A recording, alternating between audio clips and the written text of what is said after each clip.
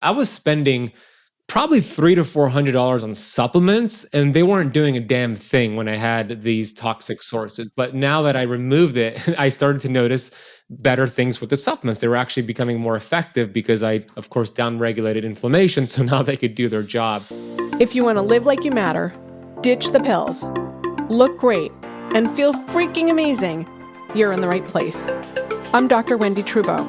I'm Dr. Ed Levitan. Welcome to the 5 Journeys podcast, where we empower you to live a vibrant and healthy life by optimizing your structural, chemical, emotional, social, and spiritual lives. Hang on to your hats.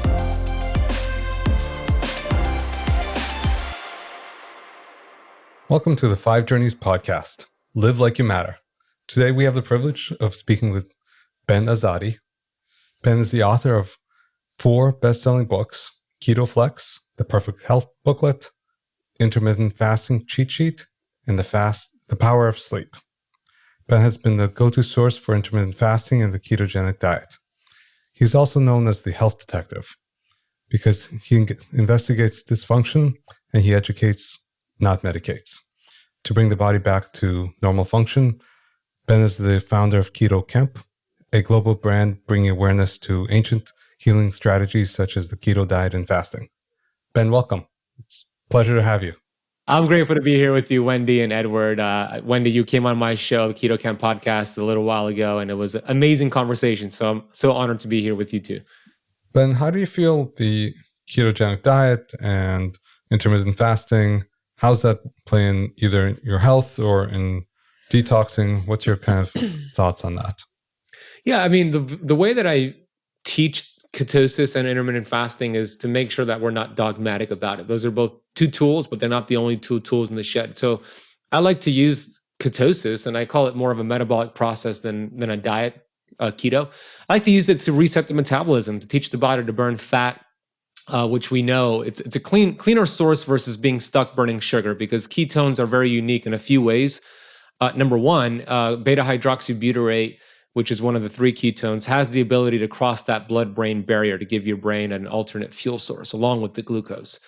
The second unique benefit of ketones is what it does with the mitochondria. And as you both know, it's so important to support your mitochondria. And these toxins wipe out the mitochondria. And we know the mitochondria do 2 things. Of course, it produces energy, and the more energy, the better you're going to feel. But number 2, they're also these sensors that are sensing what's going on in your body. And there's this cellular danger response where when there's too much stress, too much toxins, it starts to shut down energy production.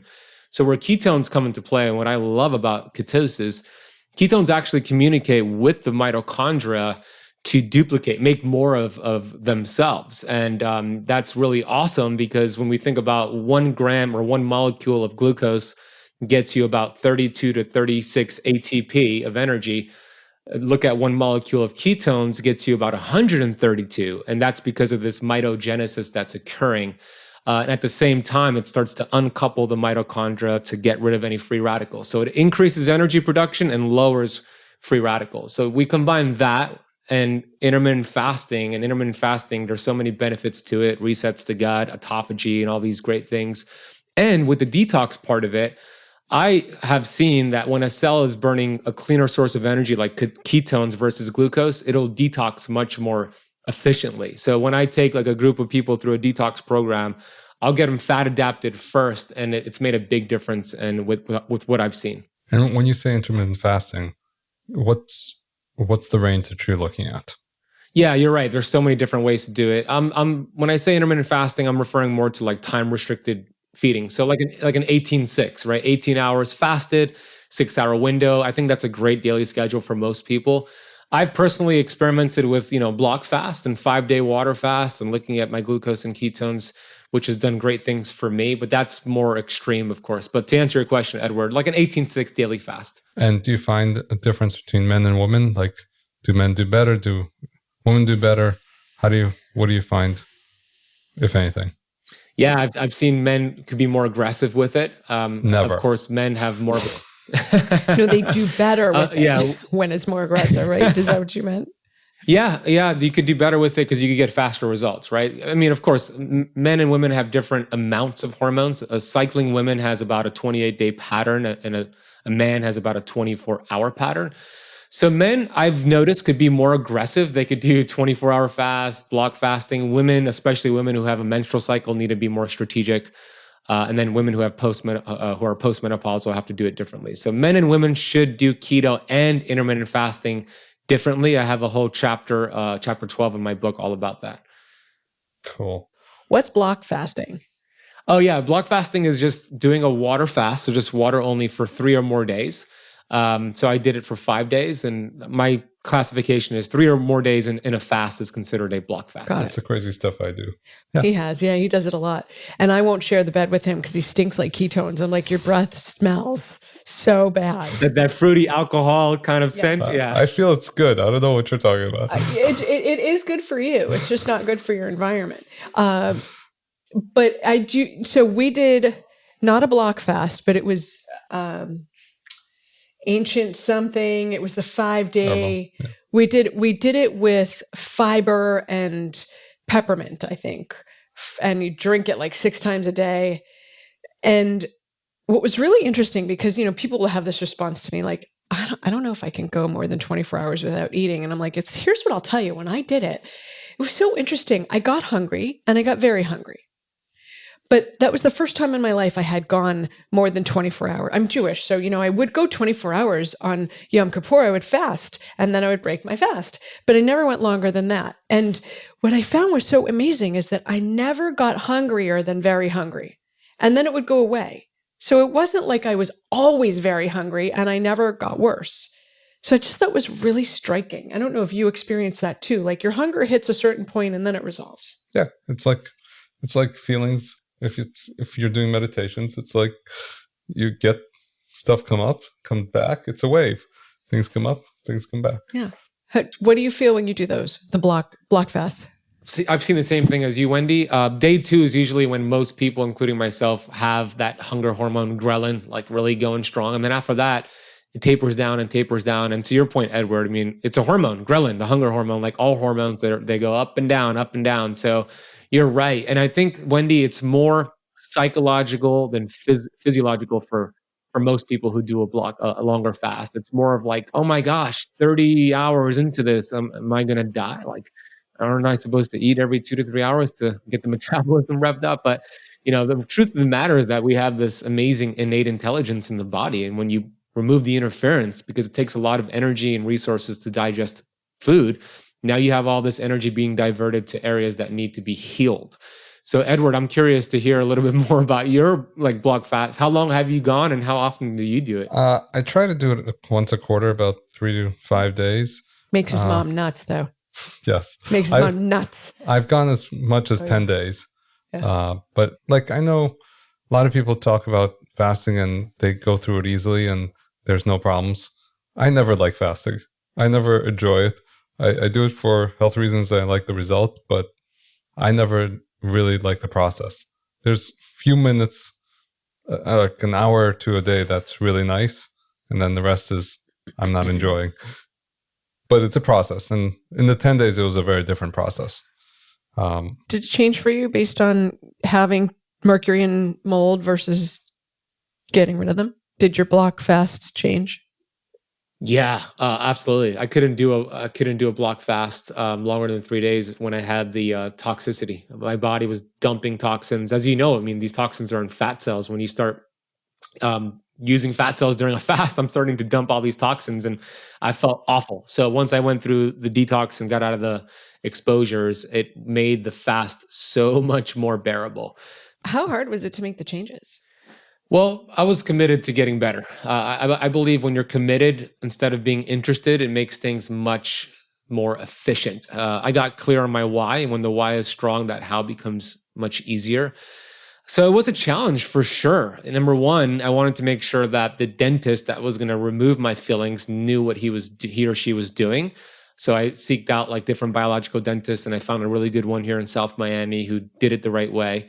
The way that it was done, and I know that this is the way that you want it to be done, was like a hazmat scene, right? I was covered up. My biological dentist covered me up. I had the oxygen going through my nose. He had the suction machine with ozone.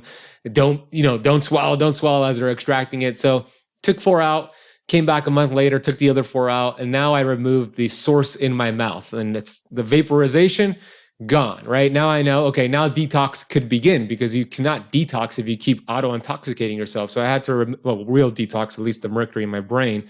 So I had to remove that first. And then as soon as I removed it, to your point, Wendy, I saw my scores improved. I also noticed with my CrossFit workouts, I was recovering much faster, had better energy, brain fog was getting a little bit better. And something I also forgot to mention was that I was spending probably $300 to $400 on supplements, and they weren't doing a damn thing when I had these toxic sources. But now that I removed it, I started to notice better things with the supplements. They were actually becoming more effective because I, of course, downregulated inflammation. So now they could do their job. That was the first part. And then the second part was actually the mold, which was in my house that was discovered, black mold. So I remediated the mold, but I also decided I'm just going to get out of the house completely. So I sold the house and moved into a new apartment. And now I have like these air purifications going on. So that was the beginning of my journey. And I started to do real detox ever since then. And those, getting out of the mold and getting the silver fillings out of my mouth and doing real detox move that needle more than anything else I've ever done in my past. Before you got to, hey, I have 8 mercury fillings, before you got to the person who really opened your eyes, what other paths did you go down that really got you nowhere? I've done like an H. pylori protocol. I've done things to try to fix the gut. And of course, when you got mercury dumping in your gut all the time, you could do all the things you want to do for the gut, but you got to stop that dumping that's occurring. So I did an H. pylori protocol. I did things to kind of fix the gut. I took a ton of supplements for the gut, explored different diets. I was a vegan for a year and a half, like plant-based, 100% vegan for a year and a half.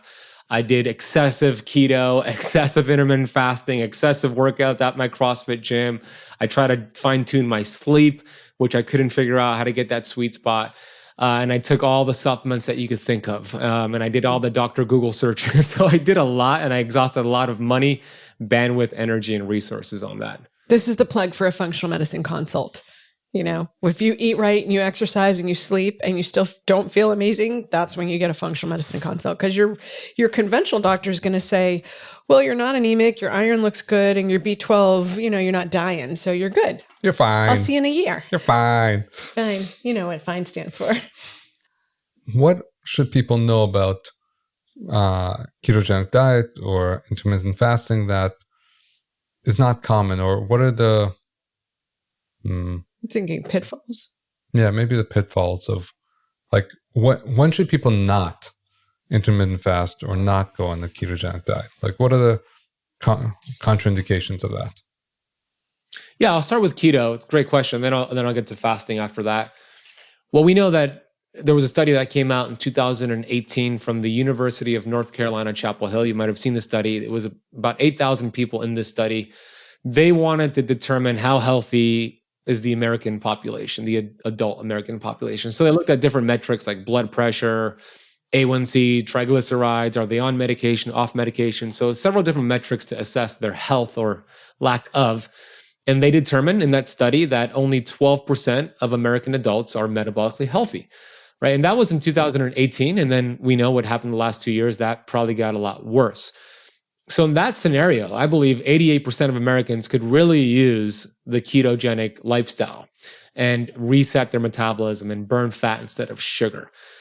But the pitfall is that we start to fall in love with the tool, and then we think it's the only tool, we got to use it for the rest of our lives. And I love keto. I think ketosis is great. I feel great in it, but I don't think we should be in any diet, including ketosis, long term. So the pitfalls is becoming dogmatic about it and being in ketosis long term. That has a lot of negative side effects, which I outline a few of them in my book. One of them is the thyroid. When we think about the thyroid, which is much more than the thyroid, it communicates with the hypothalamus pituitary, where mercury is stored, right?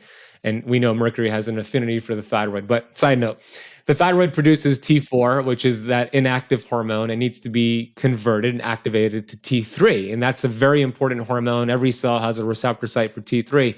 Well, what helps make that conversion is actually insulin. So chronically low levels of insulin, like long-term ketosis, could create a dysfunction in that conversion, which can lead to some thyroid a slow thyroid. That's why we see that with long-term ketosis. Same could happen with fasting. So one pitfall with keto is staying in ketosis for too long. I like an 8 to 12 week approach to get fat adapted, keto adapted, and then my book is called Keto Flex. Now we flex in and out of ketosis. The name of the game, I believe, should be metabolic flexibility, not dogma. With intermittent fasting, it's very similar. People fall in love with it, myself, and they think since it's good, autophagy, for example, cellular repair and cleanup, let's get all the autophagy we can get. Well, too much of a good thing ends up being a bad thing. It could weaken your immune system. You could eat away at hard-earned muscle. And so we want to make sure that we're feasting and fasting, because fasting is great, but we want to pair that with the feasting. And a lot of people forget the feasting part, eating healthy and eating, until full. So that is another thing I've seen with fasting. And it's so unique to the individual. Everybody has their hermetic ceiling, their hermetic curve, meaning you got to find what your Goldilocks effect is. But in general, staying in ketosis for too long is an issue. Eating the wrong fats is an issue. And then too much fasting and not enough feasting, I've seen be an issue with fasting. Cool. Yeah. So when you did the keto and the intermittent fasting, how long did it take you to start feeling better? So when you sort of timeline it out, you go, okay, you did the keto and the paleo, and that made a little bit of a difference, but not really. Then you were like, whoa, major mycotoxins and mercury, got that out. And then sort of when you got rid of the exposure. Exactly. Remove the tweaks. So when you stopped stopped filling the pump up with toxins, from that point, how long until you started to feel better? So every year I started to feel better and better. Even to this day, I still feel like I'm getting better and better. Something that I didn't mention that it just reminded me as you brought this question up is that I have autoimmune. I have an autoimmune condition called Raynaud's, and my Raynaud's was really bad when I had my fillings in and my mold in my house, to the point where I would get a Raynaud's flare up every single day. And for those who don't know what Raynaud's is where I don't get enough blood flow to my extremities. And if I wash my hands with cold water or touch a cold beverage, it would turn white, purple, and go numb, like all the way into my hand here. And it was so bad that I was hiking. I was taking a vacation in Washington State, hiking in Snow Lake Mountain, and I polar plunged in this cold body of water, getting the amazing benefits of a polar plunge. And I was only in there for like 2 minutes, and I hopped out of that body of water. I look at my hands, and they're completely white to the point where it's going to my wrist right here. Like I couldn't even close them. I thought I was going to lose my fingers. I didn't realize my Raynaud's would get that bad. And I look around, it was just me and my two best friends and nobody else in sight. We were in the middle of nowhere. So I'm like looking for people, looking for hikers. And thank God there were some hikers that came 5 minutes later with some lighters, and I was putting the lighters underneath my hands. It took like 30 minutes to go back to the blood flow. This was when I had the fillings in my mouth, by the way, and I still lived in the moldy home. So I have done the detox. I've done different strategies like the carnivore diet, keto diet, intermittent fasting. And I'm happy to report that I probably get a Raynaud's flare up maybe once every 2 months. It's very uncommon, and I'm determined to never get a flare up and shut that gene down. So it's just the amazing human body. When you start removing the interference, the body starts rewarding you, and your genes epigenetics takes place. So I'm still getting better year by year, and I still have work to do, to answer your question. Don't we all? We're a whip. I always say to people, like, when you think about all these diseases, name them, every autoimmune disease, cancer, diabetes, cardiovascular disease, anything cardiometabolic, PCOS, women's issues, degenerative diseases, every single one of them comes from some inflammatory source. And what is the inflammation coming from? And that's food, which can be a toxin, and toxins. It's kind of like food, lifestyle, toxins, stress, but it comes down to something that your body's interpreting as a toxin. And here you are, you have disease, but you really highlighted, you can reverse autoimmune disease. It's amazing. Yeah. It's amazing. It's not the conventional message, right? You were born with these genes, and it's just a matter of time before you get diagnosed with whatever disease. But we have a lot of control. And to your point, Wendy, it's our environment, it's the food we eat, it's the thoughts that we think that also has an impact on our health. And it's just a whole host of things. But the most important thing to understand is that we're in control. I remember my mentor, Bob Proctor, who said, you are the only problem you will ever have and you're the only solution, right? I love that because it helps you take responsibility and ownership. My favorite one was recently, your mess becomes your message. I was like, that's so me. My mess became my message. Don't be a dirty girl. That's right. Your test becomes your testimony. Yeah, totally. Now, this whole process led you to make your own detox program, right? Yeah, I wouldn't call it my own detox program. I learned it from Dr. Pompa. True Cellular Detox is what he called it. So he taught it to me, and now I do it in a group setting. Yeah. So what are the components of that? So it depends on the person, right? If somebody has some toxicity, but they're not really neurotoxic, right? This is inside the box. So it's general detox. If somebody's really sick, they can't do this. They need more of a custom one-on-one approach, which is outside of the box detox. And that's something else. But in the box detox, 90 days, and it's very straightforward. For the first 30 days, we're opening up detox pathways. We're supporting the lymph system, the gut, the kidney, the colon, the liver. We're opening up those pathways. And of course, we're also getting them into ketosis and doing a little bit of some intermittent fasting. I also am really huge on gratitude and mindset and affirmation. So I have a lot of people work on that. I believe we become what we think about. So I have them do different affirmations and things of that sort. After 30 days, then we move into what's called the body phase, where we're doing detox. We're using chelators. We're using a product. I don't know if you want me to name it or not, but we're using a product to, it's called Cyto Detox, which is, has large particles, small particles, which go in the membrane and stay outside the membrane, with a binder to catch that as well. And we're still working on downstream detox pathways, but now we're clearing out some toxins from the body. The ultimate goal is to get to the brain phase, which is now we've created this concentration gradients and we've cleared out some toxins downstream. Now we want to get to the mercury in the brain. So we use ALA and different chelators, Cyto Detox and other binders as well to start pulling out those toxins from the brain, gets in the bile, the liver starts dumping the bile, and then we have that binder to catch it in the gut. So it's a 90-day protocol. Most people need to do that brain phase or the body phase several times. But again, this is for like the general protocol for those who are kind of toxic, but not severely toxic. If you're severely toxic, you need more of a custom one-on-one approach that's outside the box detox, because there's, as you know, there's no cookie cutter approach to it. So when let's define toxic. How are you defining toxic? I mean, we all are toxic in this world, right? We get exposed all the time. So, but I just want to make sure what's your definition, just so that it's clear. I have everybody fill out something called an NTQ form. So neurotoxic questionnaire. There's about 75 questions and we tally up a score based off of their symptoms. And I also get their health history as well. So based on that score, I will determine whether or not they need more outside the box detox or something that's more general. So it'll be assessed on their symptoms that they're dealing with and their health history. So some of the questions I asked on this form is, do you have silver fillings? Have you ever had silver fillings? Do you know if your mom had fillings when she gave birth to you? Did you ever live in a house before 1978?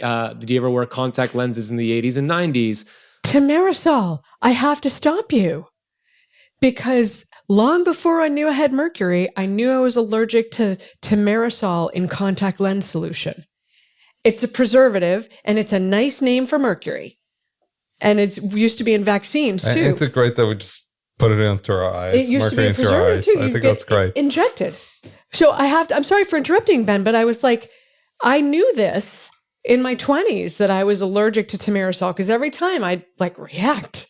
And then every time I got a vaccine that was in a multi-dose vial that's preserved with tamarisol, the nice name for mercury, I reacted.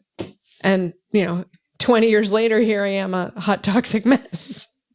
So sorry, keep going. I didn't mean to couldn't resist. I love that you pointed that out, because so many people, this is going to be a light bulb moment for them who are listening to your show right now. It's like, oh my gosh, I wore contact lenses in the 80s and 90s, right? And they start to kind of connect the dots. So yeah, I asked all these questions. So I get their health history first and foremost. And there's different questions based off of mold toxicity, lead toxicity, and mercury toxicity. And then I have them 0 to 4 based off of like 4 would be the most extreme symptoms to 0. And then we tally up their scores. And then by that, I would say most people will score like at least 30, but I've seen people in the hundreds. Then I would determine whether or not they need outside the box detox or, they could do the 90-day protocol. Yeah. That's really great. Cool. What should we ask you that we haven't asked you that you want to make sure people know about? Yeah, I would say this. A lot of people underestimate the thoughts that we have as a way of healing the body or hurting the body.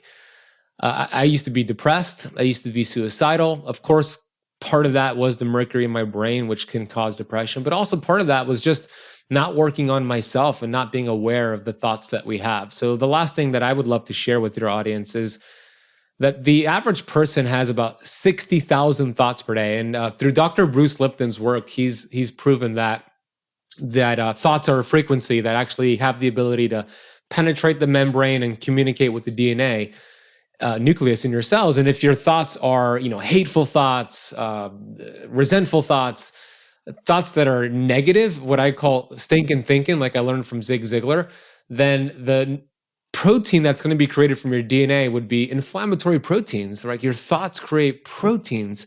But the opposite is true. If your thoughts are abundant, loving, grateful thoughts, the proteins created are anti-inflammatory proteins. So if you think about the average person having 60,000 thoughts per day, they also estimate that 90% of those thoughts are the same thoughts from yesterday, and 85% of those thoughts are negative thoughts. So I always say, if your thinking is stinking, your dreams are shrinking.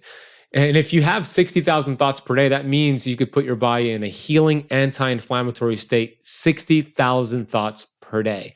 How do you do that? Well, I believe it starts with gratitude. Dr. Joe Dispenza has looked at brain scans of thousands of people when he gave them vitamin G, which is gratitude.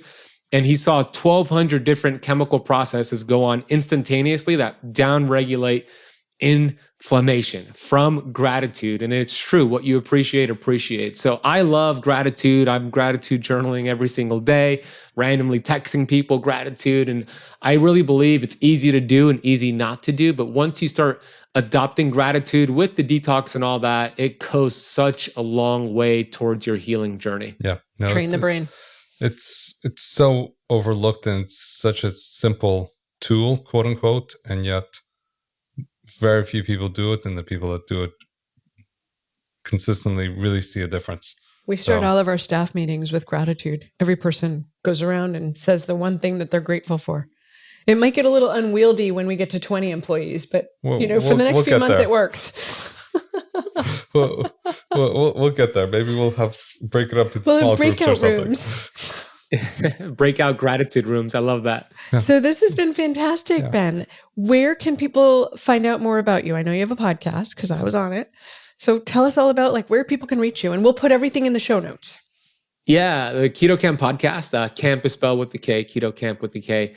Wendy was on there and was an amazing conversation. So that would be a great episode to get started with my podcast. It's available on all podcast platforms. And the YouTube channel is also called Keto Camp. If you go to benazadi.com, which is my full name, it has all of those references and links to my books and all that. Awesome. It's been truly amazing. I know I've learned a lot. So thank you for coming. It's been a pleasure. Yeah. Thanks for listening to another episode of the 5 Journeys podcast. Live like you matter. Were you inspired and empowered today? Don't forget to follow so we can help you keep transforming your health. Until next time.